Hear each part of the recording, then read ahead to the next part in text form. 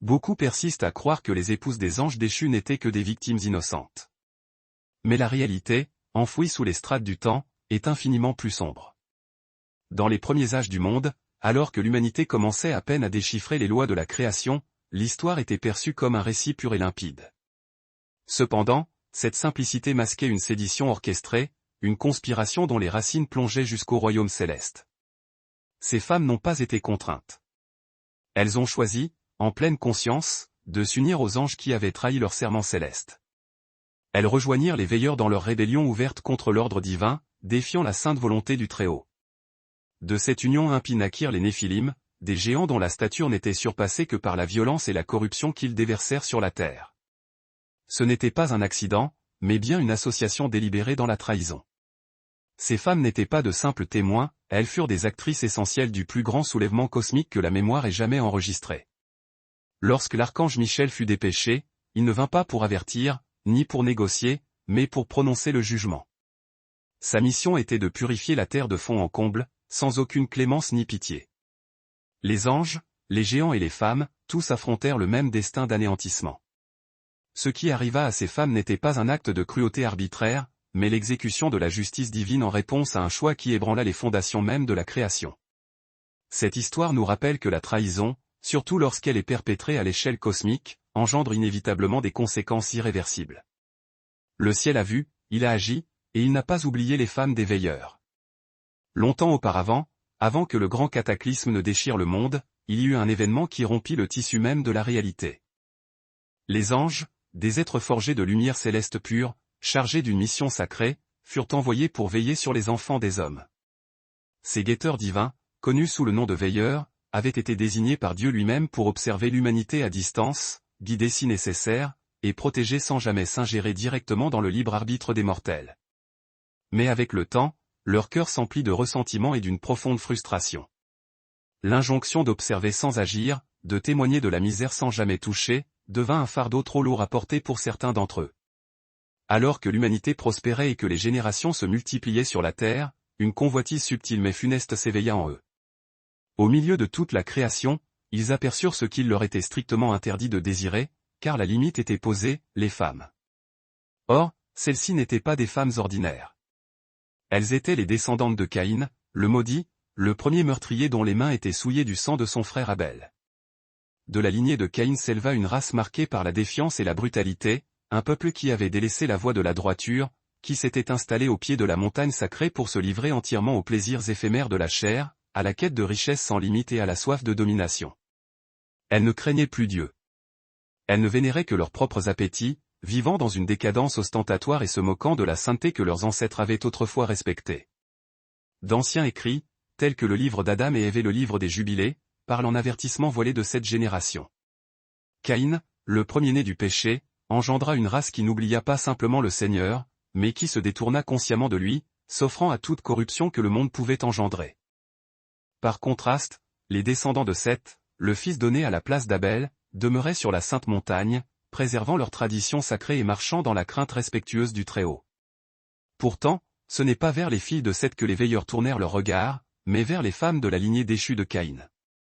Ces femmes, loin d'être impuissantes ou naïves, étaient elles-mêmes des chercheuses de choses cachées. Elles n'étaient pas des agnelles innocentes prises de force, mais des partenaires audacieuses, délibérées et volontaires dans la transgression. Leur cœur brûlait d'une faim non seulement passionnelle, mais d'une soif de puissance absolue. Elles convoitaient la connaissance interdite aux mortels, les mystères du ciel, les arts secrets du divin, ces sciences arcaniques qu'aucune langue humaine n'était censée prononcer. Et les veilleurs, dans leur arrogance et leur désir, leur donnèrent ce qu'elles cherchaient. Ce qui se déroula entre les anges et ces femmes n'était pas de l'amour. C'était l'ambition enveloppée de luxure et de trahison. Les veilleurs leur transmirent des enseignements prohibés, comment envoûter et séduire, comment forger des armes létales à partir des veines cachées de la terre, comment lire le destin dans les étoiles et plier les forces de la nature à leur volonté. En échange, les femmes s'abandonnèrent entièrement, non pas en victimes, mais en conspiratrices de haut rang. Ensemble, ils conclurent une alliance ténébreuse, un pacte non sanctionné par le ciel, mais forgé dans la rébellion. De cette union naquirent les Néphilim, progéniture gigantesque d'anges et de femmes, puissants et monstrueux, dotés d'une force divine mais liée à la chair, sillonnant la terre telle des tyrans et des dévoreurs. Le monde trembla sous le poids et la cruauté de ces êtres contre nature. Ils apportèrent la ruine partout où ils posèrent le pied. Ils entraînèrent les hommes dans un péché plus profond, corrompirent l'innocent et propagèrent la violence comme une traînée de poudre. L'équilibre délicat de la création était irrémédiablement brisé, et les clameurs des opprimés montèrent jusqu'au trône céleste. Que nul ne s'y trompe. Les femmes qui enfantèrent ces géants n'ont pas été contraintes. Elles ont choisi la sédition. Elles ont tendu la main vers un pouvoir qui ne leur appartenait pas et, ce faisant, ont scellé leur destin. Elles n'étaient pas de simples épouses. Elles furent des participantes volontaires à une trahison cosmique qui défiait le trône de Dieu lui-même. Et lorsque le jugement arriva, il fut absolu. Les veilleurs furent précipités, leur progéniture détruite, et les femmes dont le cœur avait embrassé les ténèbres ne furent pas épargnées. Leur héritage devint un avertissement, une cicatrice sur l'histoire, un témoignage du péril qu'il y a à outrepasser les limites fixées par le Créateur. Ceci n'est pas un conte de séduction. C'est la révélation de l'orgueil, du désir interdit et de la ruine qui survient lorsque des êtres célestes et la chair mortelle conspirent pour renverser l'ordre divin. Elles ne sont pas innocentes. Ces événements n'étaient ni des accidents, ni des malentendus regrettables. Ce qui s'est passé entre les anges déchus et les femmes fut un acte de rébellion directe. Ce fut une décision délibérée de violer les frontières établies par Dieu. Les enfants nés de ces unions n'étaient pas simplement grands ou forts. Ils étaient des êtres corrompus de l'intérieur. Géants par le corps, certes, mais infiniment pires par le cœur et l'esprit. Ils devinrent des créatures de violence sans frein, d'excès et de décadence morale. Partout où ils allaient, la destruction les suivait comme une ombre. Aucune loi ne les retenait. Aucune force humaine ne pouvait leur résister. Ils régnaient par la terreur, la domination et les bains de sang. Quand les femmes conçurent, elles ne mirent pas au monde des enfants innocents. Ce qui en sortit fut la destruction faite chair. Les Néphilim étaient incontrôlables. Leurs appétits étaient sans fin. Au début, ils dévorèrent tout ce que la terre pouvait offrir, grains, animaux, arbres et gibier. Mais lorsque le monde ne put plus les nourrir, ils se tournèrent vers l'humanité. Ils chassaient les humains comme du bétail, déchiraient des villages entiers, assassinaient les faibles et consommaient la chair sans remords ni hésitation. Ils buvaient le sang. Ils profanaient les corps. Des cités entières furent rayées de l'existence. Les rivières devinrent rouges de sang. Et tandis que cette horreur se déroulait, les femmes qui leur avaient donné naissance ne pleuraient pas, ni ne se retiraient. Elles se tenaient à leur côté avec une fierté manifeste, acceptant la destruction comme la preuve éclatante de leur nouveau pouvoir. Avec le temps, ces femmes cessèrent de se considérer comme humaines. Elles se croyaient devenues quelque chose de supérieur. S'étant unies à des êtres célestes et ayant produit une génération de conquérants, elles se considéraient comme des reines sacrées. Elles ne montraient plus aucun remords, seulement une confiance glaciale. Elles embrassaient les ténèbres que leurs enfants propageaient. Elles n'étaient pas passives. Elles furent des participantes actives dans la diffusion du savoir interdit. Elles enseignèrent à l'humanité comment créer des armes plus mortelles, comment manipuler les autres, comment poursuivre l'avidité sans limite. Elles encourageaient la vanité, la luxure et la quête de pouvoir à n'importe quel prix. Leur influence s'étendait bien au-delà de leur demeure. Tandis que leurs fils bâtissaient des royaumes, ces femmes siégeaient à leur côté, régnant depuis les coulisses. Le monde, autrefois déclaré bon, fut perverti. La frontière entre le divin et le terrestre fut brisée. La ligne entre le naturel et l'anormal disparut. Ce qui était autrefois honteux devint célébré. Les Néphilim asservirent les faibles. Ils se déclarèrent dieux. Leur mère était louée, crainte et adorée. Elles acceptaient des offrandes acquises par la violence. Elles regardaient un monde brisé et l'appelaient glorieux. Mais Dieu voyait tout.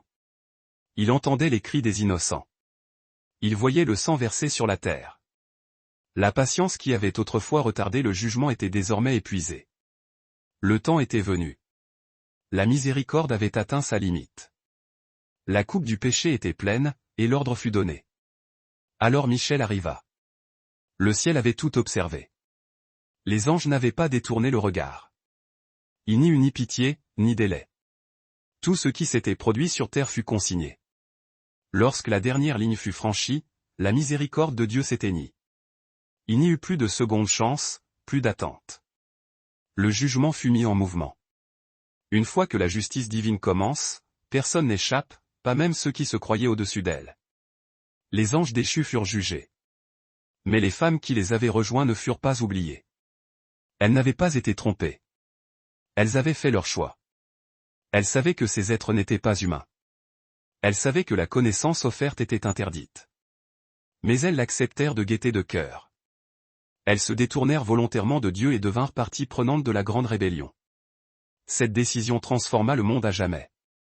Par elle naquit une nouvelle race, les Néphilim. Ce n'étaient pas des enfants normaux. C'étaient des géants, violents et hors de contrôle, des bêtes faites de chair divine et de rage mortelle. Ils consommaient tout sur leur passage, laissant derrière eux une terre stérile. Et quand il ne resta plus rien, ils se tournèrent vers la chair humaine. Ils chassaient, tuaient et dévoraient les gens. La peur les suivait partout. Les cités étaient en ruine. La terre était trempée de sang. Personne ne pouvait les arrêter. Les femmes n'émirent aucune protestation. Elles se tenaient fièrement aux côtés de leurs fils. Elles se sentaient honorées d'avoir donné naissance à de tels rois. Même lorsque les Néphilim massacraient les innocents, leurs mères ne montraient aucune tristesse. Elles embrassèrent le pouvoir. Elles aidèrent à propager la corruption, enseignant la sorcellerie, la guerre et l'avidité. Elles portaient des couronnes et se faisaient appeler reines, non mères endeuillées. Le ciel en avait assez vu. Ces femmes s'étaient alignées sur la rébellion. Elles avaient pris ce qui ne leur était pas destiné. Elles devinrent des agents volontaires du chaos. Lorsque les plaintes du peuple atteignirent le ciel, le commandement fut donné.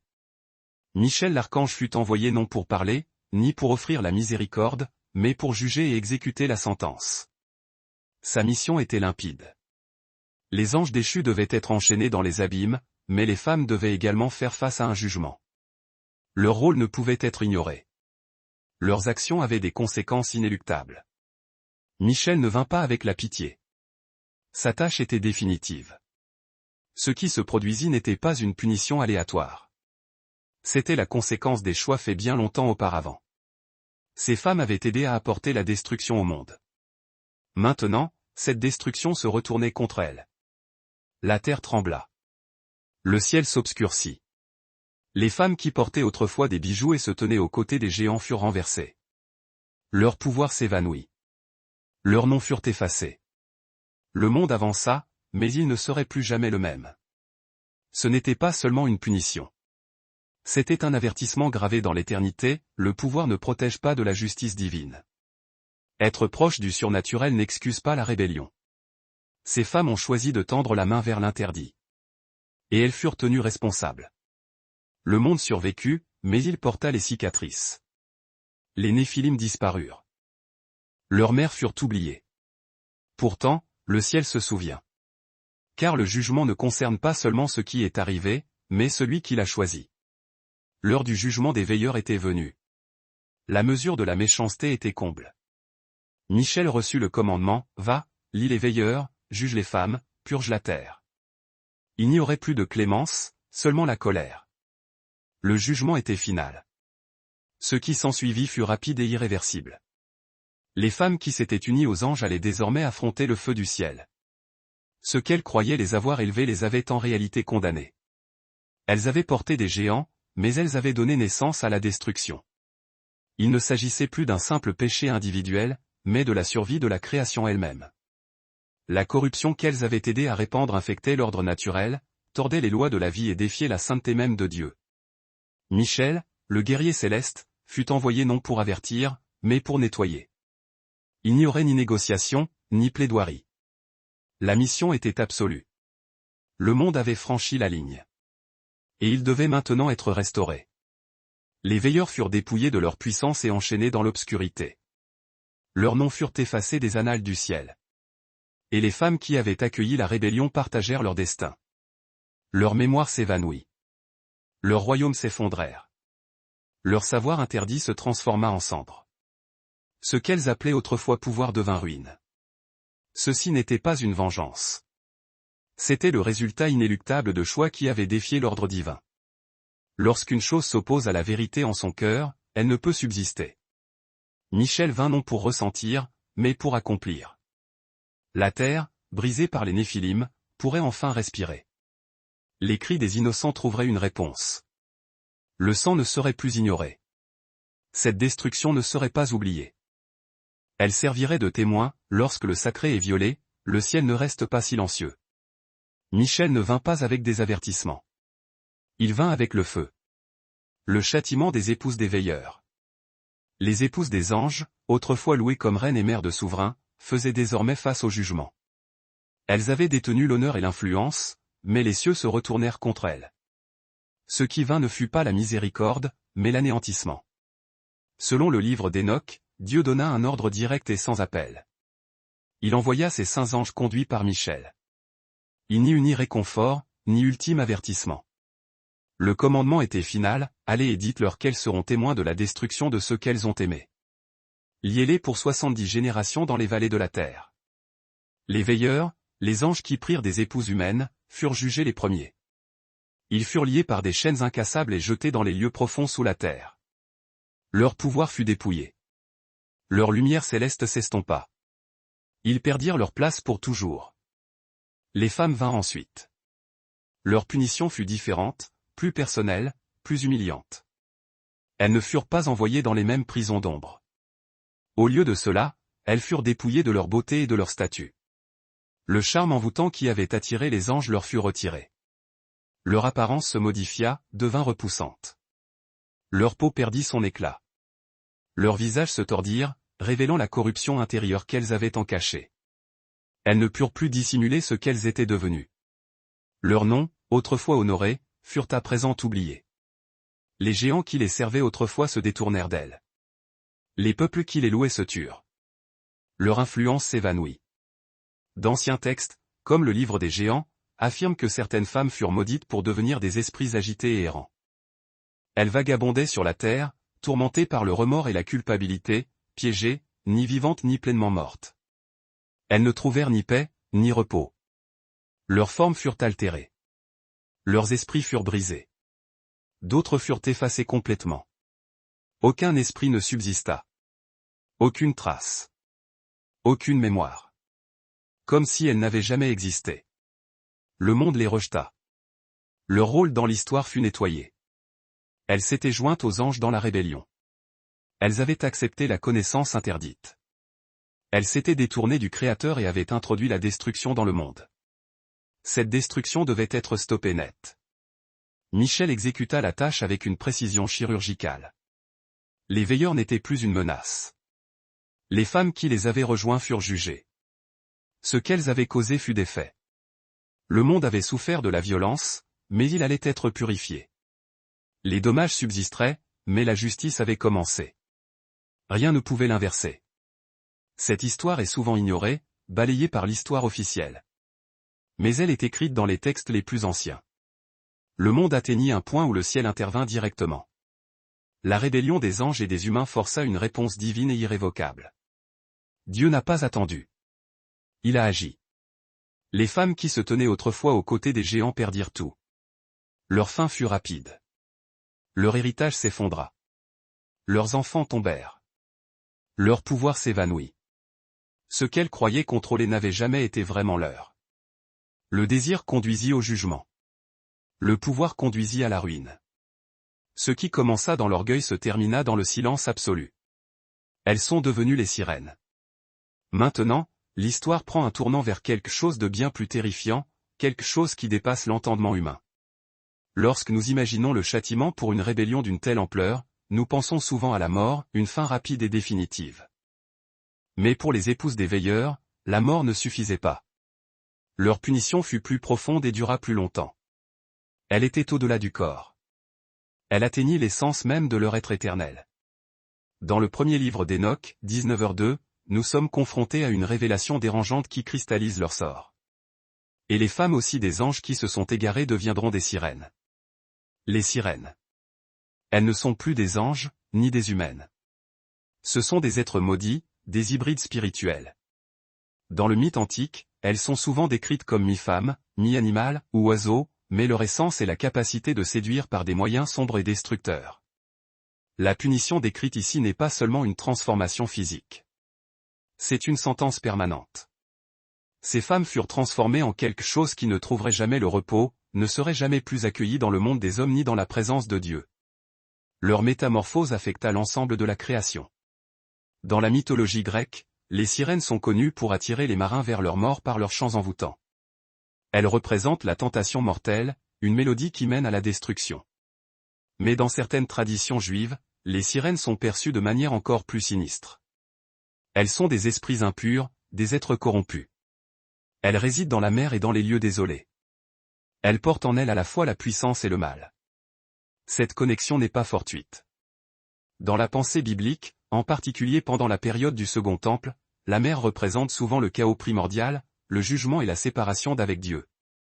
La mer est l'endroit où l'ordre s'effondre, où les ténèbres règnent, où l'humanité n'est pas censée survivre. Ainsi, lorsque ces femmes furent transformées en sirènes, ce fut plus qu'une simple altération de la forme. Elles furent exilées de la présence divine. Elles furent condamnées à errer dans le chaos, dans l'ombre mutilée de ce qu'elles étaient. Elles s'étaient jadis livrées volontairement aux anges déchus. Elles avaient joui de plaisirs interdits. Maintenant, elles étaient transformées en formes tordues, rejetées à la fois par le ciel et par l'humanité. Elles n'appartenaient plus à la race humaine. Elles ne faisaient pas non plus partie de l'ordre céleste. Ce n'était pas de la miséricorde.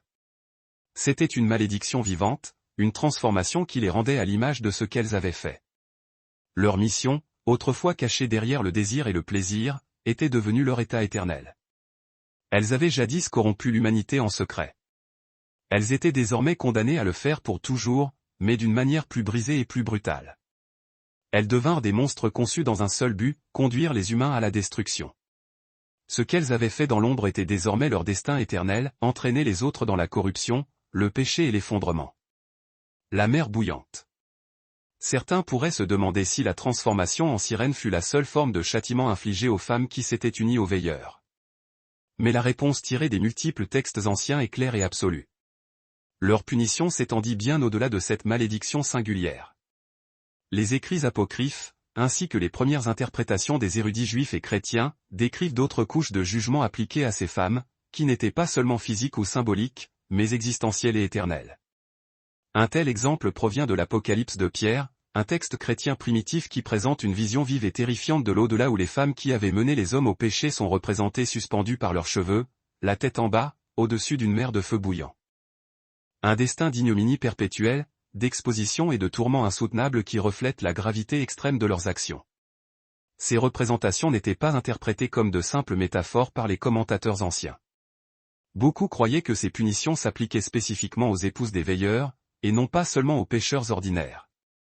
Ces femmes n'étaient pas considérées comme des participantes passives, mais comme des co-créatrices de la rébellion qui corrompit la création. À ce titre, leur destin était celui d'une dégradation spirituelle continue.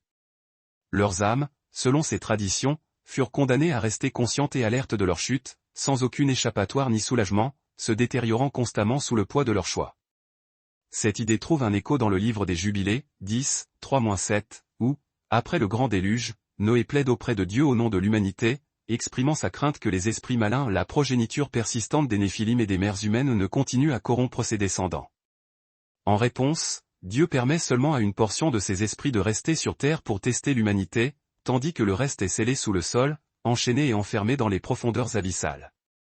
Bien que ce passage se concentre sur les esprits des Néphilim, de nombreux érudits et interprètes anciens croyaient que les femmes qui leur avaient donné naissance partageaient le même sort, étant confinées aux profondeurs de la terre, non comme une forme de repos, mais comme une existence consciente prolongée, dépouillée de toute dignité et de tout espoir. Il ne leur fut pas permis de s'évanouir ou de s'estomper dans le silence, car une telle fin aurait été une miséricorde. Au lieu de cela, elles furent maintenues dans un état constant de déshonneur, tourmentées par la connaissance de leur rôle dans la plus grande rébellion jamais enregistrée, et coupées définitivement de la présence et de la grâce de Dieu. Autrefois admirées et élevées, elles devinrent des parias, non plus les bienvenues parmi les vivants, rejetées par le ciel, et effacées de la mémoire parmi les justes. Leurs enfants, autrefois vus comme de puissants souverains, ne sont plus commémorés que comme des créatures maudites. Leur héritage, autrefois glorieux, est maintenant une marque permanente de corruption.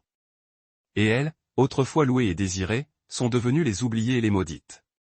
Elles ne sont pas innocentes. Elles sont des sirènes. Leur choix fut leur chute. Condamnées, scellées dans l'éternité du jugement. Le grand silence qui s'abattit sur elles était leur plus terrible sentence.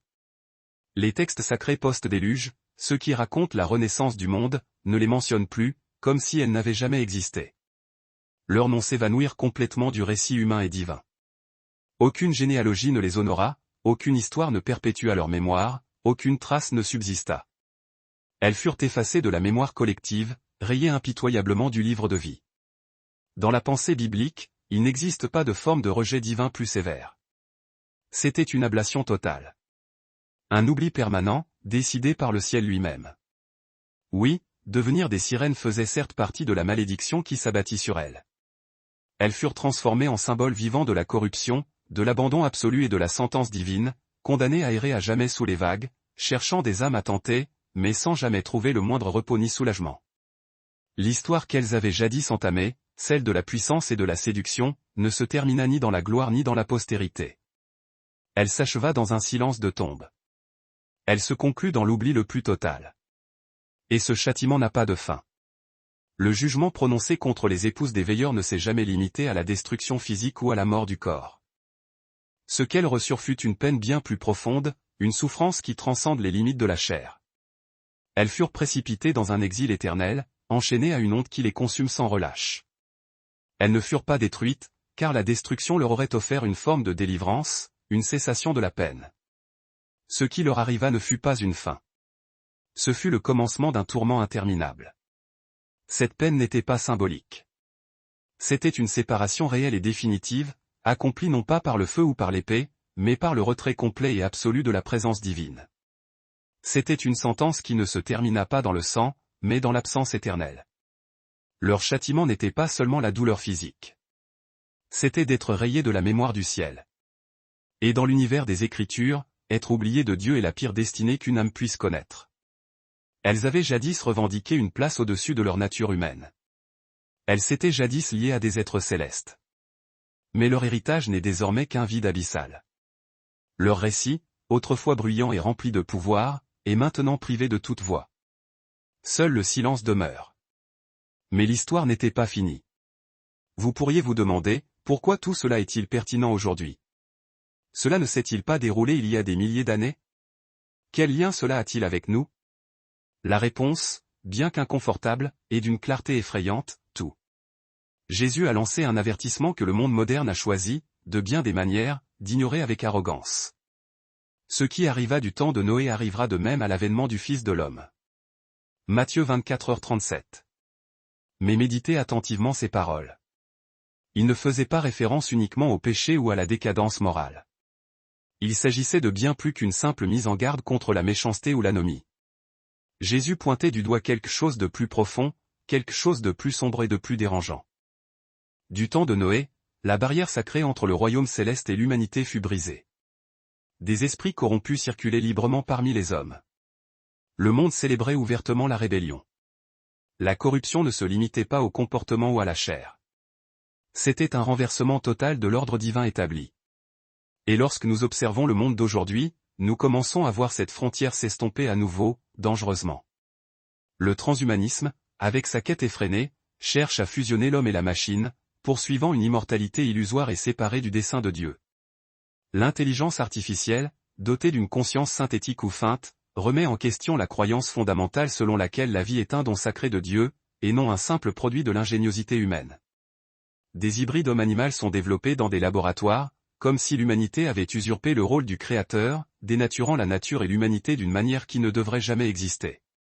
Une fois de plus, la ligne de démarcation entre l'homme et Dieu est en train de s'effacer. Ce type d'union interdite est aujourd'hui glorifié sous le nom de « progrès », tandis que tout ce qui est sacré et saint est tourné en dérision et jeté aux oubliettes. La rébellion qui commença dans le jardin d'Éden et qui atteignit son paroxysme à l'époque de Noé n'a jamais été totalement éradiquée. Elle a évolué, elle s'est adaptée. Mais elle menace toujours l'intégrité de la création. Les veilleurs eux-mêmes n'ont peut-être pas fait leur retour sous une forme visible, mais leur esprit, leur influence, sont bien là. Ils tentent à nouveau l'humanité, mêlent le sacré à l'impur et dissout les frontières que Dieu avait initialement établies entre les mondes. Et les esprits rebelles, la progéniture antique des Néphilim, ne sont jamais vraiment partis. Ils subsistent, chuchotant, séduisant, résistant au juste et poursuivant leur guerre spirituelle contre le reste de l'humanité fidèle. Ainsi, pendant que le monde se congratule de sa liberté et de ses innovations, les erreurs antiques se répètent, défiant à nouveau l'ordre divin et menaçant la pureté primordiale de la création. Ce qui s'est passé au jour de Noé, l'exil des cieux et la profonde corruption qui y a pris racine, pourrait être beaucoup plus proche de nous que nous ne le pensons. L'histoire des veilleurs et de leurs épouses ne s'est pas arrêtée avec le déluge. Elle perdure dans chaque tentative de profaner le sacré et de démanteler ce que Dieu a ordonné. Mais voici la bonne nouvelle, le phare dans l'obscurité. Tout comme auparavant, l'archange Michel se lèvera à nouveau. La Bible nous le rappelle, il y eut guerre dans le ciel. Michel et ses anges combattirent contre le dragon. Apocalypse 12h7. Michel n'est pas seulement l'exécuteur de la justice divine, il est aussi le protecteur inébranlable du ciel. Tout comme il a vaincu la rébellion des veilleurs et de leurs épouses. Tout comme il a mené le nettoyage de la terre au jour de Noé, il commandera une fois de plus les armées célestes pour affronter et anéantir la rébellion finale à la fin des temps. Non, les épouses des anges déchus n'étaient pas des victimes. Elles étaient les complices volontaires d'une révolte cosmique. Et lorsque le jugement arriva, il fut total, affectant leur corps, leur âme et leur héritage. L'esprit de rébellion qui les animait n'a pas disparu. Il est toujours actif dans le monde d'aujourd'hui, semant le chaos. Mais Michel est toujours là, veillant. Le décret céleste demeure immuable. Et la promesse tient toujours, lorsque le mal atteindra son apogée, le ciel ne restera pas silencieux. Ce qui arriva du temps de Noé arrivera de même à l'avènement du Fils de l'homme. Matthieu 24h37. Cet avertissement ne concerne pas uniquement la perversité humaine. Il parle du retour de tout ce qui a corrompu le monde jadis. Il concerne la restauration des frontières sacrées qui furent brisées. Il s'agit d'une confrontation finale et inéluctable entre ce qui est saint et ce qui est souillé. Mais cette fois, la bataille décisive ne se déroulera pas dans le secret. Elle ne se déploiera pas dans l'ombre pour être oubliée ensuite dans les mythes. Michel se lèvera, et toute force rebelle, qu'elle soit esprit ou chair, fera face au jugement final.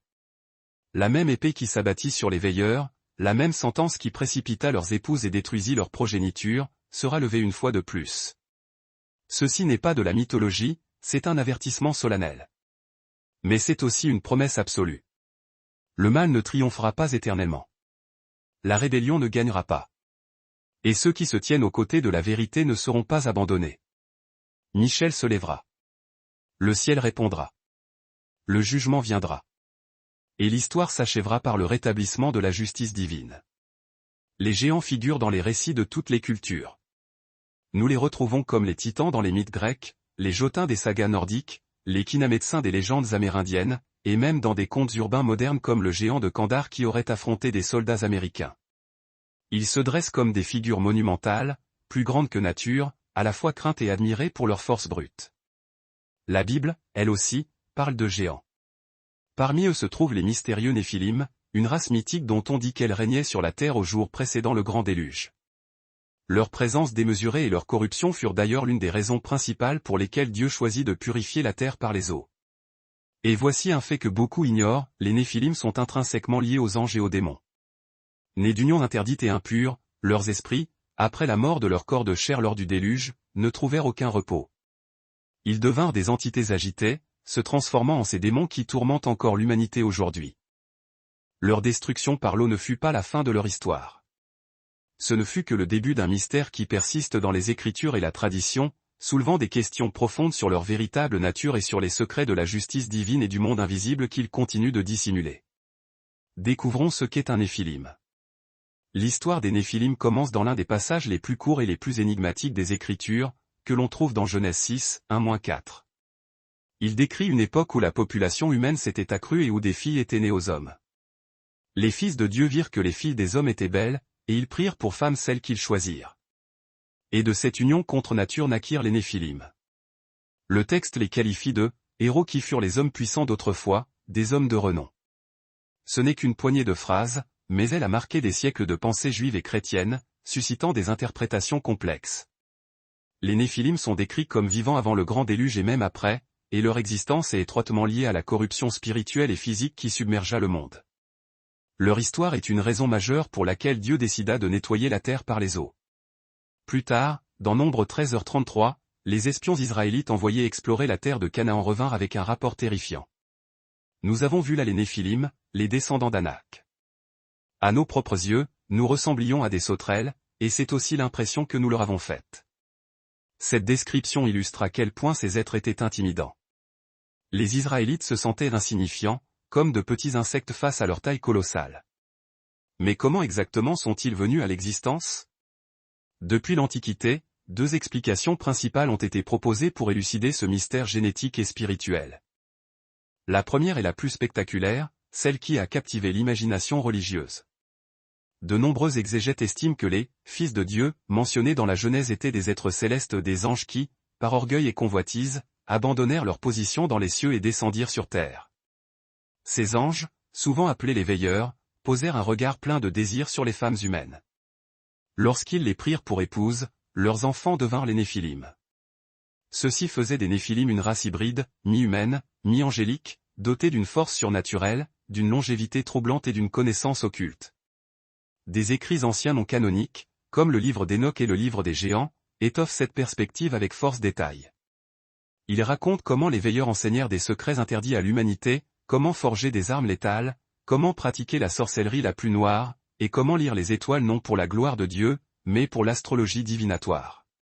Leurs enfants, les Néphilim, devinrent d'une violence inouïe et dévorèrent tout autour d'eux.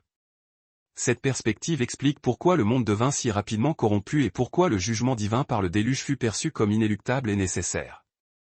Dans ce récit, les Néphilim sont le fruit visible et monstrueux de la rébellion angélique, la preuve concrète de ce qui arrive lorsque l'ordre sacré des cieux est brisé et profané. La seconde explication est moins surnaturelle, mais tout aussi sombre. Selon cette vision, les « fils de Dieu » n'étaient pas des anges, mais les descendants de Seth, le fils juste d'Adam, dont la lignée avait conservé la fidélité. Les « filles des hommes » étaient, elles, les descendants de Caïn, dont la lignée était déjà marquée par la violence et l'arrogance. Lorsque les hommes de la lignée de Seth se marièrent avec les femmes de la lignée de Caïn, le résultat fut la perte de la sainteté et la montée d'une corruption généralisée. Dans ce cas, les Néphilim ne sont pas des hybrides angélo-humains, mais des hommes puissants dont la force et l'influence grandirent parce que les fidèles avaient compromis leur engagement avec les infidèles. Ils devinrent des « géants » dans la méchanceté, des hommes de renom pour leur violence et leur orgueil, et non pour leur piété. Cette interprétation évite le concept d'ange épousant des humains, mais elle arrive à la même conclusion morale. Lorsque le peuple de Dieu se mêle aux voies du monde sans discernement, le mal se multiplie de manière exponentielle. Les deux vues, bien que différentes dans les détails précis de l'engendrement, s'accordent sur la vérité centrale, les Néphilim étaient le signe manifeste que des limites sacrées, fixées par le Créateur, avaient été franchies et violées. Et bien que certains continuent de défendre la vision Seth-Caïn, c'est la première explication aux les Néphilim en tant que progéniture d'anges déchus qui a historiquement recueilli le soutien le plus large. Elle semble correspondre plus étroitement à la profondeur de la corruption et à l'échelle du jugement décrit dans les Écritures et la tradition, ce que nous allons explorer plus en détail dans la section suivante. D'où sont venus les Néphilim? L'histoire des veilleurs, Watchers, commence non pas par la rébellion, mais par une mission d'une haute noblesse. Dans la tradition juive ancienne, notamment tirée de livres comme les Jubilés et les fragments du livre des Géants, Dieu n'avait pas initialement envoyé ses êtres célestes pour apporter la ruine. Leur vocation était sublime. Ils furent dépêchés du ciel pour guider l'humanité, pour enseigner aux hommes comment vivre dans la droiture, comment adorer le Créateur avec les rituels appropriés, et comment marcher dans la justice sur la terre. Ils devaient être des gardiens, des exemples d'obéissance immaculée, des phares brillants du ciel pour éclairer un monde encore jeune et fragile. Mais les veilleurs ne tinrent pas leur rang. Lorsqu'ils descendirent sur terre, ils posèrent leurs yeux sur les filles des hommes. Ils y virent une beauté charnelle. Ils ressentirent un désir ardent qui n'était pas de leur nature. Et ils abandonnèrent leur sainte charge. Au lieu d'enseigner la sainteté à l'humanité, ils brisèrent la frontière de Dieu et prirent des femmes humaines pour épouses. De ces unions illicites et interdites naquit une race nouvelle et terrifiante, les Néphilim, des géants qui dominaient les hommes ordinaires de leur hauteur. Ces enfants du ciel et de la terre n'étaient pas des dirigeants bienveillants. Ils étaient violents, destructeurs, et d'une avidité insatiable. Leur taille à elle seule les rendait effrayants, mais leur cœur était encore plus sombre et perverti. Les veilleurs sombrèrent plus profondément dans la rébellion. Ils ne se contentèrent pas de violer le commandement de Dieu en secret. Ils commencèrent à déverser une connaissance occulte dans les mains humaines. Ils révélèrent à leurs épouses et à leurs enfants les secrets des cieux, des choses qui n'étaient jamais destinées aux mortels. Ils enseignèrent aux hommes comment forger des armes de guerre en fer, détournant les métaux pour le massacre plutôt que pour l'agriculture.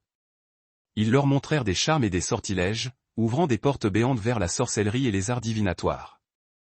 Ils répandirent la connaissance des étoiles et du mouvement des cieux, mais la tordirent en astrologie, apprenant aux hommes à faire confiance aux signes célestes plutôt qu'aux dieux qui les avaient créés. Ce qui était saint, ils le rendirent commun, et ce qui était destiné à la gloire de Dieu, ils le transformèrent en outil d'orgueil et de révolte. Les Néphilim, nés de cette corruption, semèrent la terreur sur toute la planète. Ils étaient des géants non seulement par la taille, mais par l'appétit démesuré. Les écrits anciens rapportent qu'ils commencèrent par dévorer tout ce que l'humanité produisait. Et lorsque la nourriture vint à manquer, ils se tournèrent vers la consommation de l'humanité elle-même. Ils remplirent la terre de sang. Leurs rugissements résonnaient dans les vallées. Leurs ombres obscurcissaient les villes. Et partout où ils passaient, la peur s'installait. La terre, disent les Écritures, était pleine de violence. Et les Néphilim en étaient le cœur battant et déchaîné. Au milieu de cette obscurité se dresse une figure singulière, Enoch, le 7e depuis Adam, un homme qui marcha si près de Dieu. Lorsque les échos des actions des veilleurs et de la destruction causée par leurs enfants parvinrent à ses oreilles, son cœur fut lourd de chagrin. Il pria non seulement pour les hommes, mais même pour les veilleurs déchus eux-mêmes. Il se tint comme un intercesseur, suppliant Dieu de faire preuve de miséricorde. Et Dieu, dans sa longue patience, écouta. Il donna à Enoch un message à transmettre. Enoch fut chargé de prêcher le repentir. Si les veilleurs et leurs enfants se détournaient de leur voie, peut-être la colère divine pourrait-elle être retardée. Dieu alla même plus loin. Il donna aux géants des avertissements à travers des songes troublants. 2 frères géants, Oya et Aya, se réveillèrent secoués par des visions qu'ils ne pouvaient comprendre. Ils virent des images d'un grand déluge, d'arbres déracinés, de montagnes englouties, d'une destruction à laquelle aucune force gigantesque ne pouvait résister. Alarmés, ils réunirent leurs compagnons, d'autres géants, et leurs pères veilleurs, et leur racontèrent ce qu'ils avaient vu dans leur sommeil. La confusion se propagea. Que pouvaient signifier ces rêves? Y avait-il un espoir pour eux? Désespérés de trouver des réponses, ils choisirent un messager. Son nom était Mahé, lui-même un géant, fils des veilleurs. Il fut envoyé trouver Enoch, car il savait qu'il était un prophète, un homme marchant si intimement avec Dieu qu'il avait accès à la sagesse céleste. Mahé voyagea loin pour l'atteindre, à travers des terres brisées par les méfaits des géants. Lorsqu'il trouva Enoch, il s'inclina devant lui et implora un oracle. « Dis-nous, le supplia-t-il, ce que signifient ces rêves. Révèle-nous ce que le ciel a décidé. » Enoch ne refusa pas. Il écouta, puis il revint non seulement avec un message oral, mais avec 2 tablettes de pierre. Y était inscrite l'interprétation des rêves et la sentence future de Dieu. La signification était sans ambiguïté. Les veilleurs avaient péché au-delà de toute mesure. Leurs enfants, les géants, étaient devenus des instruments de violence et de corruption irrécupérables. La terre ne pouvait plus supporter leur poids. Le décret de Dieu était définitif. La destruction allait arriver. Un déluge allait submerger le monde, le purifiant de la corruption des veilleurs et des Néphilim. C'était leur dernière chance. La miséricorde avait été offerte. L'avertissement avait été donné. Des rêves avaient été envoyés. Un prophète avait parlé. Des tablettes de jugement leur avaient été remises. Tout leur était présenté. Mais lorsque les veilleurs et leurs fils entendirent le message, l'orgueil fut plus fort que la peur. Plutôt que de se repentir, ils s'enragèrent. Plutôt que de s'humilier, ils serrèrent les poings contre le ciel. Les géants tournèrent les avertissements en dérision. Les veilleurs endurcirent leur cœur. Ils choisirent la défiance plutôt que la clémence. La fin arriva rapidement. Dieu décréta que les veilleurs seraient liés et jetés dans l'abîme, enchaînés dans les ténèbres jusqu'au jugement final. Leur progéniture, les Néphilim, n'échapperait pas non plus. Le grand déluge monta, les eaux recouvrant les montagnes, et les corps gigantesques des Néphilim furent emportés comme de la paille par le courant. La race qui avait jadis secoué la terre de ses pas fut réduite au silence sous le poids des eaux. Pourtant, l'histoire ne s'arrêta pas à leur mort corporelle. La tradition ancienne affirme que lorsque les Néphilim périrent, leurs esprits demeurèrent. N'étant plus revêtus de chair, ils devinrent agités, errant sur la terre sous la forme de démons, tourmentant l'humanité, chuchotant des mensonges, cherchant à perpétuer la rébellion de leur père. Les veilleurs furent enchaînés, mais les esprits de leurs enfants restèrent. Une ombre tenace de cette ancienne corruption est toujours présente dans le monde. La chute des veilleurs et la destruction des Néphilim est plus qu'un simple conte de géants. C'est l'histoire de frontières franchies, de missions sacrées abandonnées, d'avertissements rejetés, et d'un jugement divin qui s'abat. Elle montre à quel point la création peut s'éloigner de Dieu et à quel point sa justice est patiente, mais aussi ferme et inéluctable. Ils avaient reçu une tâche, guider l'humanité. Mais ils choisirent plutôt de la corrompre. Ils reçurent l'avertissement d'un prophète. Mais ils choisirent l'orgueil. Et à la fin, leur force ne put les protéger. Leur connaissance occulte ne put les sauver, et leur défiance ne put résister aux eaux du jugement de Dieu. À quoi ressemblait-il? Les traditions anciennes vont bien au-delà des brefs passages bibliques, brossant un tableau des Néphilim qui est à la fois terrifiant et profondément tragique. Certains écrits décrivent leur taille comme étant presque au-delà de l'imagination humaine. On dit qu'ils pouvaient atteindre 300 coudées de hauteur, soit près de 180 mètres, se dressant comme des montagnes au-dessus des vallées et des cités. Imaginer de tels êtres, c'est concevoir des ombres qui avalaient le soleil et des pas qui secouaient la terre comme des tremblements de terre incessants. Leur taille seule les aurait rendus inoubliables et mythiques. Mais ce qui les marqua le plus n'était pas seulement leur hauteur, mais leur violence autodestructrice. Selon les récits anciens, tels que le livre des géants et le livre des jubilés, ils étaient divisés en 3 grandes classes guerrières, les Napodim, les Naphil et les Eljo. Chacune de ces tribus de géants portait la même malédiction issue de leur origine corrompue, et leur pouvoir se tourna vers l'intérieur autant que vers l'extérieur. On raconte que les Néphilim tuaient les Naphil, que les Naphil tuaient les Eljo, et que les Eljo se retournaient ensuite contre l'humanité. C'était une spirale de destruction ininterrompue, un cycle de sang où personne n'était en sécurité, pas même parmi leur propre espèce. Au lieu de l'unité, il y avait une guerre constante. Au lieu d'une force utilisée pour protéger, il y avait une fin sans fin de domination et de carnage. Leur violence consomma la terre, et la terre elle-même gémissait sous le poids de leur iniquité.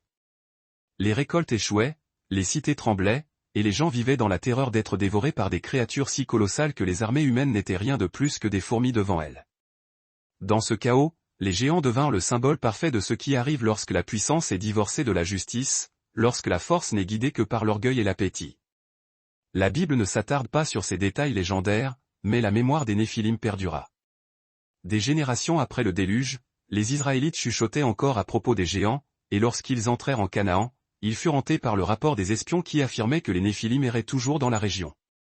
Une figure en particulier sembla incarner cette terreur antique, Goliath de Gath. Il n'était pas d'une taille aussi impossible que les Néphilim des légendes, mais il se dressait bien au-dessus de tout homme ordinaire. Son armure était écrasante, ses armes massives.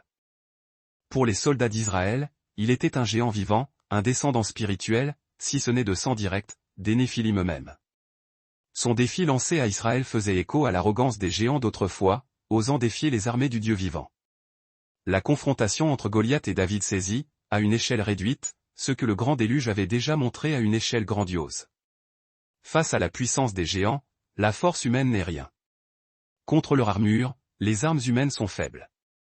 Mais contre Dieu, aucun géant ne peut tenir debout. Goliath se moquait et menaçait, tandis que les hommes d'Israël tremblaient comme leurs ancêtres qui avaient dit, à nos propres yeux, nous ressemblions à des sauterelles. Des sauterelles misérables à nos propres yeux. Et pourtant, ce fut un simple berger, armé de la seule foi et d'une fronde, qui s'avança. David déclara que l'issue du conflit dépendait non de l'acier ou de la lance, mais de la puissance du Tout-Puissant, le Seigneur. Sa pierre atteignit sa cible avec une précision absolue, et le puissant géant s'effondra lourdement sur le sol, réduit au silence à jamais. Cette victoire fut plus qu'un simple exploit contre un homme unique. Ce fut l'écho d'une vérité bien plus ancienne, une sentence divine immuable. Les Néphilim, peu importe leur taille colossale, avaient été balayés par le déluge. Goliath, peu importe sa force brute, fut terrassé par la foi inébranlable d'un enfant. Ce message résonne à travers les âges, la justice de Dieu est infiniment plus grande que la taille ou l'intimidation. Sa puissance surpasse la violence, et sa vérité triomphe de l'orgueil le plus arrogant. Les géants peuvent dominer les légendes et hanter l'histoire, mais ils ne peuvent survivre à la volonté du Créateur. Se souvenir des Néphilim et rappeler l'histoire de Goliath, c'est se remémorer que les orgueilleux tomberont toujours, tandis que les fidèles seront toujours soutenus et relevés par la main de Dieu. Mais le récit des géants ne s'acheva pas avec leur défaite au combat ou leur noyade dans les eaux du déluge. Car, selon d'anciennes traditions, même après la disparition de leur corps massif, leurs esprits demeurèrent. Et c'est ici que commence le sombre mystère des démons. Les démons sont des Néphilim. la plupart des gens imaginent généralement les démons comme des anges déchus issus de la grande bataille cosmique entre le ciel et l'enfer. Cependant, cette explication pourrait ne pas raconter l'histoire complète, car la manière dont les démons se manifestent et agissent diffère fondamentalement de la nature des anges qui se sont rebellés. Les anges, même désobéissants et rebelles, restent des êtres puissants, ordonnés et structurés. Ils ont été créés comme des esprits dotés d'une force et d'une connaissance immense. Lorsqu'ils se sont détournés de Dieu, ils sont devenus les anges déchus, enchaînés dans les ténèbres et attendant le jugement éternel. Leur chute fut un événement cosmique, mais leur rôle reste défini. Ils ne sont pas décrits comme des entités errantes, se déplaçant sans relâche de corps en corps ou cherchant à se nourrir des faiblesses humaines. En réalité, les anges, même ceux qui se sont rebellés, n'ont nul besoin de posséder un corps humain pour agir. L'Écriture montre que lorsqu'ils descendent sur terre, ils peuvent apparaître sous une forme physique tangible, se mouvoir et s'exprimer avec une autorité stupéfiante. Ce comportement contraste fortement avec celui des démons, qui semblent désespérés d'entrer et de s'incarner dans la chair humaine. Les démons, au contraire, agissent précisément de cette manière parasitaire. Dans l'Écriture, les démons sont dépeints comme agités, impurs et affamés. Ils cherchent désespérément à pénétrer des hôtes humains pour tourmenter, tromper et entraîner les individus dans le désespoir. Ils hurlent de terreur lorsqu'ils sont confrontés à la présence du Christ. Ils supplient de ne pas être expulsés. Et ils sont décrits comme errant dans des lieux arides, cherchant un repos qu'ils ne trouvent jamais. Cette nature agitée, parasitaire et dénuée de repos ne correspond pas à la dignité, même dans la rébellion, des anges déchus. Cela suggère une origine bien différente. D'anciens écrits juifs, comme le livre d'Enoch et le livre des géants, offrent une explication troublante. Les Néphilim, ces géants nés de l'union interdite entre les veilleurs, anges, et les femmes humaines, ont été détruits par le déluge, mais leurs esprits n'ont pas péri. N'étant ni entièrement humains ni entièrement angéliques, leurs âmes n'avaient aucune place légitime dans l'ordre cosmique établi par Dieu. Lorsque leurs corps massifs se noyèrent, leurs esprits restèrent piégés sur la terre, coupés du ciel et incapables de descendre dans le séjour des morts comme les hommes normaux. Ces esprits à moitié nés, ces vestiges tordus, sont devenus ce que nous appelons aujourd'hui les démons. Ceci explique pourquoi les démons agissent d'une manière si perturbante et contre nature. Ce ne sont pas des êtres majestueux comme les anges, même les déchus. Ce sont des reliques altérées, incomplètes, et éternellement agitées. Ils ont soif de corps car, de leur vivant, ils possédaient une chair gargantuesque, mais ils sont désormais désincarnés. Ils propagent la violence parce que, de leur vivant, ils dévoraient les hommes et détruisaient la création. Ils hurlent de terreur devant le Christ parce qu'ils sont les enfants de la rébellion, mais sans la force ni l'autorité de leur père, les veilleurs. Ils sont comme des ombres de géants réduites à des murmures de tourments, survivant uniquement dans les fissures d'un monde que Dieu a déjà jugé. Les Néphilim restent l'un des plus grands mystères de la Bible. Leur histoire est brève dans les écritures canoniques, mais son impact est immense, s'étendant dans les légendes, les traditions et les questions qui résonnent encore aujourd'hui. Nous ne connaîtrons peut-être jamais tous les détails de leur stature, de leur pouvoir, ou de l'étendue complète de leurs méfaits, mais le message de leur existence est limpide. Ils étaient les symboles vivants de ce qui se produit lorsque la création se dresse contre le Créateur. Leurs vies furent marquées par l'orgueil, la violence et la corruption. Et leur chute fut aussi soudaine que la montée des eaux du déluge. Les géants qui faisaient jadis sentir aux hommes qu'ils n'étaient que des sauterelles n'ont pu tenir tête à la justice de Dieu. Leur force devint inutile, leurs secrets insignifiants, et leur orgueil fut leur propre perte. Dans leur histoire, nous voyons un miroir pour chaque époque, le péché peut s'élever et l'arrogance peut s'ériger en géant, mais tous deux finiront par tomber. Face à une telle ruine, la voie du salut est simple. Dieu appelle à la foi et à la loyauté. Noé trouva le salut dans l'obéissance. David trouva la victoire par la confiance. Et chaque croyant est appelé aujourd'hui à la même vérité fondamentale, seule la foi et la fidélité mènent à la vie éternelle. Les géants peuvent s'effacer, mais la parole de Dieu, elle, subsiste pour toujours. Ceci nous mène à la partie la plus terrifiante de la Bible, mais seulement pour ceux qui défient Dieu. Le livre de l'Apocalypse, Révélation, n'est pas seulement un avertissement, c'est un appel urgent à se préparer. C'est une vision des derniers jours du monde. Lorsque le chaos éclatera, que la bête se lèvera et que l'humanité fera face à son épreuve ultime. La guerre, la famine, les catastrophes et la tromperie consumeront la terre. Les lignes seront tracées. Chaque âme sera forcée de choisir son camp. Et si vous ne faites pas partie des 144 000 personnes qui seront épargnées, vous désirerez désespérément savoir ce qu'il adviendra du reste du monde. Y aura-t-il une échappatoire? Ou le jugement sera-t-il inévitable? Aujourd'hui, nous allons révéler 10 des prophéties les plus terrifiantes de l'Apocalypse. Des visions si glaçantes, si indéniables, qu'elles ne ressemblent plus au futur, mais au présent immédiat. Si vous trouvez ce sujet fascinant, veuillez considérer aimer cette vidéo et vous abonner à la chaîne. Cela nous aide à continuer de vous apporter ce genre de contenu. Commençons sans plus tarder. 1. Les 7 sceaux. 4 battements résonnent à travers la terre. Un grondement lointain qui se rapproche, s'intensifie, puis ils apparaissent. Le premier cavalier surgit, vêtu de blanc. Une couronne orne sa tête, un arc dans sa main. Il vient en conquérant, mais sans force brute. Il séduit, il manipule, il parle de paix et d'ordre, mais derrière ses promesses se cachent les chaînes de l'oppression et du mensonge. C'est le faux sauveur. Derrière lui chevauche le second. Drapé d'écarlate, brandissant une épée massive. Lui ne négocie pas, il détruit. Nation se lève contre nation. Frère contre frère. Le monde se noie dans une guerre fratricide. Le troisième suit, enveloppé de noir, tenant une paire de balances. Mais elles ne sont pas destinées à la justice. Elles mesurent la survie. La nourriture devient rare et hors de prix. Les riches s'engraissent, tandis que les pauvres meurent de faim. La famine étreint la terre. Et puis, le dernier cavalier, un spectre pâle comme la mort elle-même. Ses yeux sont vides, sa poigne est glaciale. Derrière lui, le séjour des morts, Hadès, le suit comme une bouche béante, engloutissant un quart de l'humanité. Ce ne sont pas des mythes. Ce sont les 4 premiers sceaux. Et lorsqu'ils sont brisés, le monde commence son déchirement final.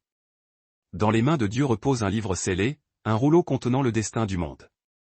Personne dans le ciel ou sur la terre n'ose l'ouvrir, à l'exception d'un seul. L'agneau s'avance. Un silence solennel s'abat sur le ciel alors qu'il s'approche du rouleau. Le moment est venu. Et lorsqu'il brise le premier sceau, les cavaliers de l'Apocalypse sont déchaînés sur le monde. Lorsque le 5e sceau est rompu, les voix des martyrs résonnent sous l'autel. Ils ont été massacrés pour avoir refusé de se prosterner devant la bête. Leur sang a maculé la terre. Ils implorent la justice. Ils réclament la vengeance, mais on leur dit d'attendre encore un peu. Lorsque le 6e sceau est brisé, la terre se convulse. Un tremblement de terre colossal déchire le sol. Les montagnes se déplacent. Les îles s'enfoncent sous les vagues. Le ciel s'obscurcit soudainement. La lune saigne rouge. Les étoiles sont arrachées des cieux, tombant comme des torches embrasées dans l'abîme. La panique s'empare du monde entier. Rois et guerriers, riches et pauvres, tous s'enfuient. Ils trébuchent à travers les ruines, cherchant un refuge qui n'existe plus. Ils crient aux montagnes, tombez sur nous, cachez-nous de la colère de celui qui est assis sur le trône et de la fureur de l'agneau. Mais il n'y a pas d'échappatoire. Puis, le 7e sceau est brisé. Pendant un instant, rien ne se passe. Ni feu, ni tonnerre, juste le silence. Un silence si profond, si contre nature, qu'il enveloppe le ciel et la terre dans une immobilité absolue. Les anges ne bougent pas. Les anciens ne parlent pas. Le ciel retient son souffle. Car ce qui s'apprête à venir va ébranler la terre comme jamais auparavant. 2. Les trompettes du jugement. L'abîme se fissure et s'ouvre. De ses profondeurs, une épaisse fumée suffocante s'échappe, obscurcissant le soleil. L'obscurité se répand, totale et oppressante. Et puis, ils émergent. Des horreurs ailées, grotesques et contre nature. Leurs visages sont ceux d'hommes, leurs dents celles de lions, leur queue s'achève en scorpion dégoulinant de venin. Ils ne tuent pas, ils tourmentent. Ils s'abattent sur la terre en essaims infinis. Les gens hurlent, s'écorchent vifs, se tordent d'agonie. Ils implorent la mort, mais la mort se refuse à venir. Pendant 5 longs mois, ces fléaux rôdent. 5 mois de douleur indicible, 5 mois de folie pure. Ce n'est pas un cauchemar. C'est la 5e trompette. Avant que l'abîme ne soit ouvert, 7 anges se sont avancés, chacun tenant une trompette. Et un par un, ils ont commencé à sonner. La première trompette, le feu et la grêle s'abattent du ciel. Les arbres s'enflamment instantanément. Les forêts se transforment en cendres. Le sol est carbonisé et méconnaissable. Un tiers de la terre brûle. La fumée s'élève, voilant le ciel. Puis la deuxième trompette, une montagne de feu, une masse incandescente, s'écrase dans la mer. L'eau bouillonne violemment, virant au rouge sang. Des vagues de mort se propagent. Les navires volent en éclats. Un tiers de toute la vie marine périt. La troisième trompette, une lumière aveuglante traverse le ciel. Une étoile brûlante comme un flambeau. Elle s'écrase dans les fleuves, les lacs et les sources. Les eaux se transforment en une amertume mortelle, l'absinthe. Ceux qui en boivent se tordent dans d'atroces souffrances. Leur dernier souffle est volé par la seule chose qui, autrefois, donnait la vie. La quatrième trompette, les cieux s'assombrissent. Le soleil, la lune et les étoiles sont obscurcis d'un tiers. La lumière du jour devient faible et maladive. La nuit est suffocante. Le monde est enveloppé d'une ombre malsaine et contre nature. Et puis le pire commence. La cinquième trompette, un grand abîme s'ouvre. La fumée monte, noire comme de l'encre. Et du puits, les horreurs s'élèvent. Pendant 5 mois, les sauterelles démoniaques grouillent. Les villes deviennent silencieuses, sauf pour les hurlements de douleur. Aucun refuge, aucun répit n'est possible. La sixième trompette, une voix tonne depuis l'autel. 4 anges déchus, enchaînés depuis des temps immémoriaux, sont libérés. Et avec eux, une armée forte de 200 millions de cavaliers se met en marche. Leurs montures exhalent du feu. Leurs cavaliers apportent la ruine. Un tiers de l'humanité est anéanti par ce massacre apocalyptique. Enfin, la septième trompette, un son final, plus fort que le tonnerre, secouant le ciel et la terre. Les cieux s'embrasent, le sol tremble. Ce n'est plus seulement un jugement. C'est l'avertissement final et absolu. Et il n'y a plus d'échappatoire à ce qui arrive ensuite. 3. La marque de la bête. Un nombre murmuré dans la peur, prophétisé depuis des siècles. C'est bien plus qu'une simple inscription sur la peau. C'est une allégeance. C'est une propriété. C'est un choix. Et bientôt, le monde sera contraint de se prononcer. Une ère nouvelle émerge des cendres du chaos. Les guerres ont cessé. Les économies mondiales se sont effondrées. La peur paralyse les nations. Les gens réclament l'ordre, la stabilité, quelqu'un pour les guider. Et puis il apparaît, un chef sans pareil. Charismatique, puissant, incontesté. Il parle d'unité, de paix universelle, d'un avenir sans souffrance. Le monde l'écoute. Le monde le suit avec ferveur. Mais cette loyauté a un prix insoutenable. Un commandement est donné, impératif, chacun doit prendre la marque. Sur la main droite ou sur le front. Sans elle, vous n'êtes rien. Vous ne pouvez pas travailler. Vous ne pouvez pas commercer. Vous ne pouvez ni acheter de nourriture, ni d'eau, ni d'abri. La société continue d'avancer, mais uniquement pour ceux qui portent le signe d'appartenance. Certains l'acceptent volontiers.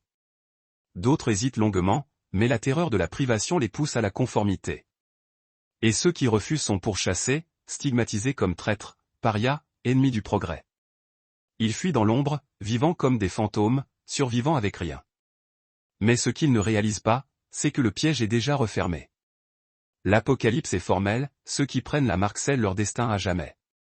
Il n'y a pas de retour en arrière possible, et le jugement est imminent. 4. Les 7 coupes de la colère de Dieu.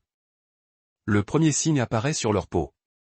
Cela commence par une irritation, juste une légère brûlure, une démangeaison subtile sous la surface. Puis cela se propage. Des ulcères malins et douloureux font éruption. La chair se boursoufle. La puanteur de ces plaies purulentes remplit l'air. La douleur est insupportable. Ils s'égratignent la peau, mais rien n'arrête l'agonie. Ce sont ceux qui ont accepté la marque. Ils pensaient qu'elle leur apporterait sécurité, pouvoir, privilège et accès à un futur. Au lieu de cela, elle est devenue une malédiction gravée dans leur propre chair. Ceci est la première coupe, et ce n'est que le commencement. 7 anges se tiennent devant le trône de Dieu, chacun tenant une coupe d'or remplie à ras-bord de la colère divine. Un par un, ils commencent à les déverser sur la terre. La deuxième coupe, la mer se change en sang. Pas une légère teinte, pas un simple filet. Mais un liquide épais, coagulé et sans vie. Chaque créature sous les vagues flotte, boursouflée et en putréfaction à la surface. Les océans, jadis source de vie, deviennent un caveau gigantesque. La troisième coupe, les fleuves, les lacs, les sources. Les dernières réserves d'eau potable se transforment en sang. Il n'y a plus rien pour étancher la soif. Les gens titubent de désespoir. Leurs lèvres sont gercées, leurs gorges rugissent, mais il n'y a aucun soulagement. La quatrième coupe, le soleil. Autrefois source de chaleur et de lumière, il se mue en une arme incandescente. Il se déchaîne avec une chaleur insupportable, roussissant la terre. La peau noircit. Les yeux enflés se ferment. Les corps s'effondrent sous l'effet de la déshydratation. Et pourtant, il continue de maudire Dieu. La cinquième coupe, les ténèbres. Épaisses, suffocantes, contre nature. Elles n'aveuglent pas seulement, elles écrasent. Les gens rongent leur propre langue dans l'agonie, s'étouffant avec leurs propres cris, mais toujours ils ne se repentent pas. La sixième coupe, le grand fleuve Euphrate s'assèche, ouvrant la voie à la guerre finale. Les rois avancent, marchant inconsciemment vers leur propre destruction. Le champ de bataille d'Armageddon les attend. Et puis, la septième coupe, l'air se déchire par une voix émanant du trône. C'en est fait. La terre tremble violemment. Les villes s'effondrent. Les montagnes s'émiettent en poussière. Des éclairs zèbrent les cieux. Et d'en haut, des grêlons massifs, pesant chacun une centaine de livres, s'écrasent sur les ruines d'un monde qui a choisi la bête plutôt que Dieu. Ce n'est plus seulement un jugement. C'est la fin. 5. La chute de Babylone la Grande. Elle se dresse dans toute sa splendeur. Babylone la Grande. Vêtue d'écarlate et d'or, ornée de bijoux inestimables. Elle tient une coupe d'or à la main. Mais elle n'est pas remplie de vin. Elle est remplie d'impureté, de corruption et du sang des saints. Le monde l'adore. Les rois se prosternent à ses pieds. Les marchands s'enrichissent grâce à ses richesses. Les nations boivent à sa coupe, ivres d'avidité et d'indulgence. Ils croient qu'elle régnera éternellement. Mais ils se trompent lourdement, car son jugement est déjà inscrit. Des cieux, une voix tonne, elle est tombée, tombée, Babylone la Grande. Elle est devenue la demeure des démons, un repère pour tout esprit impur. Et puis, le feu. La fumée monte. La ville, autrefois intouchable, éclate en flammes. Les tours s'écroulent. Les rues se fissurent. La richesse du monde se transforme en cendres. Les gens qui l'adoraient fuient maintenant, pris de terreur. De loin, les rois de la terre regardent avec horreur. Malheur, malheur à la grande cité, pleure-t-il. En une seule heure, son jugement est venu. Les marchands sanglotent. L'or, l'argent, les tissus fins sont désormais sans valeur. Leur fortune, leur luxe, disparut en un instant. Les capitaines de mer qui prospéraient grâce à ces richesses restent figés dans l'incrédulité. L'empire du monde est tombé, et vient ensuite le silence. Plus de musique, plus de festins, plus de célébrations. Les lumières sont éteintes. Les voix se sont tues. Babylone, le plus grand empire de l'humanité, est effacé de la terre en un seul jour. Car aucun royaume terrestre ne tient debout éternellement, sauf un. 6. L'Armageddon. Une lumière transperce l'obscurité. Aveuglante, brillante. Elle fend le ciel noirci comme une épée, illuminant le champ de bataille en dessous. Les armées du monde se tiennent prêtes. Des millions de soldats, de chars, de machines de guerre s'étendent à perte de vue. Ils sont venus pour faire la guerre, mais ils n'ont aucune idée de ce qu'ils sont sur le point d'affronter. Cela commence par un murmure de vent, puis un tremblement sous la terre. Le sol s'agite, le ciel se déchire, un rugissement assourdissant fend les cieux tandis que les armées du monde lèvent leurs armes, les yeux pleins de défis. Alors le ciel s'ouvre brusquement. Un cavalier descend, baigné de feu et de lumière. Non pas un roi d'hommes, ni un dirigeant de ce monde, mais une force au-delà de toute compréhension. Ses yeux brûlent comme des flammes vives. Sa robe est trempée de sang, et sur sa cuisse est écrit un nom, Roi des rois, Seigneur des seigneurs. Derrière lui chevauchent les armées du ciel. Pas de fusils, pas de missiles, seulement la justice, la droiture et la puissance irrésistible de Dieu. Les rois de la terre vacillent d'horreur. Leurs mains tremblent. Ils pensaient marcher vers la victoire. Maintenant, ils réalisent qu'ils ont marché droit vers leur propre destin funeste. Vient alors la destruction. Le tonnerre éclate. La foudre embrase le ciel. Une voix retentit à travers le champ de bataille, secouant le sol sous leurs pieds. Et en un instant, les forces des ténèbres sont défaites. Leurs armes fondent en poussière. Leurs machines de guerre s'effondrent. Les rois de la terre tremblent, mais il est trop tard. Les épées de lumière divine abattent les dirigeants. Le feu du ciel consume les méchants. Le sang coule à flots, teignant la terre elle-même. Et le grand ennemi, la bête, le faux prophète, les dirigeants qui ont défié Dieu, sont saisis, jugés, et jetés vivants dans les temps de feu et de soufre. La bataille se termine aussi vite qu'elle a commencé. Le mal est écrasé. La guerre est finie. Mais ce n'est pas seulement une victoire. C'est l'aube d'un nouveau royaume éternel. 7. La chute de Satan. Le champ de bataille est silencieux. La bête a disparu. Le faux prophète a été jeté dans les temps de feu. Les armées de la terre gisent en ruine. Mais il en reste un, le dragon. Depuis trop longtemps, il a régné dans l'ombre, murmuré aux oreilles des rois, dressé frère contre frère, corrompu les cœurs et empoisonné les nations. Il a trompé le monde entier. Mais son temps est révolu. Un ange puissant descend du ciel, sa forme rayonnante comme le feu, sa présence ébranlant les fondations mêmes de la terre. Dans sa main, une chaîne incassable, forgée dans l'éternité pour un seul but. Le dragon le voit. Il se débat. Il rugit. L'air tremble de sa fureur, mais c'est inutile. Son pouvoir est brisé. L'ange agit avec une force divine. Un seul mouvement, un seul commandement, et le grand trompeur est saisi.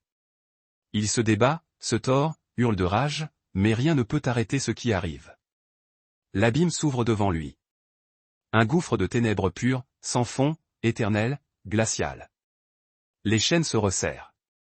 Le dragon est précipité. Le puits se referme violemment.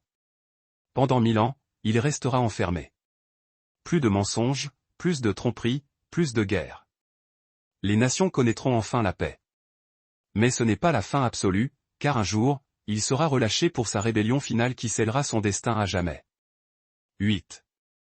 Le jugement dernier. Les livres sont ouverts. Les morts se lèvent de leur tombe, grands et petits, rois et mendiants, guerriers et marchands. Chaque âme qui a jamais vécu se tient maintenant devant le grand trône blanc. Et il n'y a plus de cachette possible. D'un côté, c'est la joie ineffable. Les fidèles s'avancent, leurs visages rayonnant de lumière. Ils entendent leur nom prononcé, non pas avec jugement, mais avec un amour infini. Celui qui est assis sur le trône leur sourit, sa voix résonnant comme le bruit des eaux torrentielles, bien, bon et fidèle serviteur. Des larmes coulent, mais non de chagrin, mais de soulagement, de gratitude absolue. Leur lutte, leur souffrance, leur douleur, tout est effacé. Devant eux se dresse un monde nouveau, éclatant et pur. Un nouveau ciel, une nouvelle terre. Les portes de la ville sainte s'ouvrent, ses rues étincelantes comme de l'or, ses fondations brillant de toutes les pierres précieuses. Il n'y a plus de mort, plus de chagrin, plus de peur. Les fidèles entrent, embrassés par l'éternité. Ils ne seront plus jamais séparés de Dieu. Mais de l'autre côté, c'est la terreur absolue. Les condamnés tremblent lorsqu'ils sont appelés à comparaître. Leur nom ne figure pas dans le livre de vie. Leurs actes sont exposés, leurs péchés mis à nu.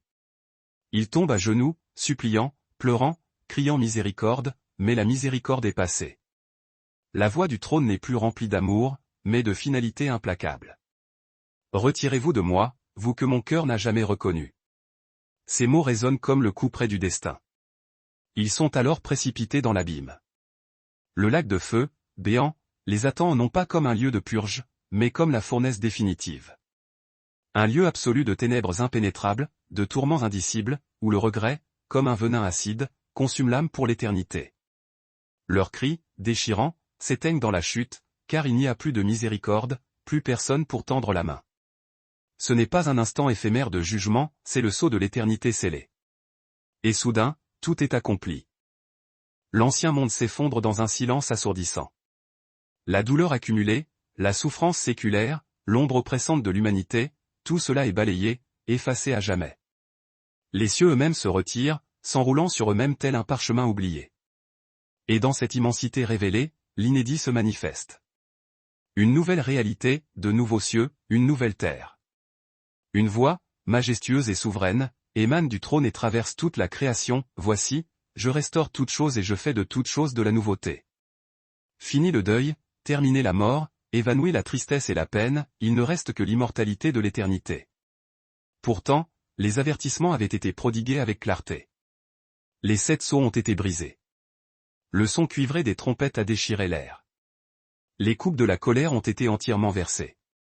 Chaque prophétie, chaque page de la révélation converge vers une seule et même vérité, implacable, la fin des temps arrive. Certains continuent de l'ignorer avec obstination. Certains se moqueront et tourneront les signes en dérision. Mais d'autres, attentifs, reconnaissent les prémices. Les guerres incessantes, les catastrophes naturelles qui se multiplient, la corruption rongeant les fondations, la duperie érigée en système. Rien de tout cela n'est le fruit du hasard ou d'une simple malchance. Le monde n'est pas en train de dériver vers le chaos par accident. Il déroule un scénario minutieux, dont les lignes ont été tracées et consignées il y a des millénaires. La question n'est donc plus de savoir si cela va arriver. La seule question qui compte est la suivante, êtes-vous véritablement prêt? Car l'Apocalypse n'est pas uniquement un récit de jugement implacable. C'est aussi la promesse éclatante de la victoire finale. Le mal absolu sera terrassé. Les faux royaumes terrestres, bâtis sur l'orgueil et le mensonge, s'écrouleront dans la poussière. Et pour ceux qui auront tenu bon, qui auront maintenu leur foi inébranlable, un monde transfiguré les attend. Un lieu où la mort n'aura plus d'emprise, où la souffrance sera oubliée, où la peur n'existera plus. Mais rappelez-vous que tous ne franchiront pas ce seuil. Interrogez donc votre âme, lorsque le jour final surviendra, où vous tiendrez-vous? Si vous souhaitez continuer avec nous à sonder les profondeurs de cette vérité essentielle, veuillez aimer cette vidéo et vous abonner à notre chaîne, car les signes sont manifestes et il nous reste encore tant à dévoiler.